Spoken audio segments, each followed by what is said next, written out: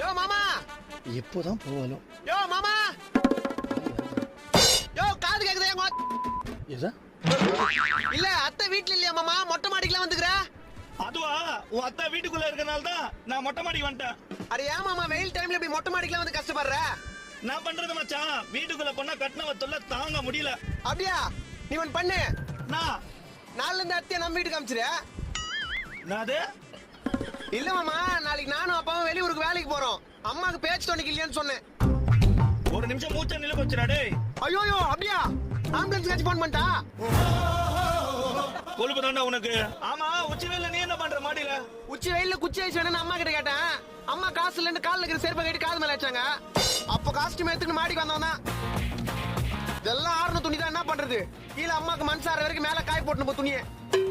சாதாரண குச்சி ஆயிடுச்சுக்காடா. என்ன பண்றது? ஒரு தாய்க்கு பயந்து மொட்டை மாடிக்கு வந்து இப்படி துணியை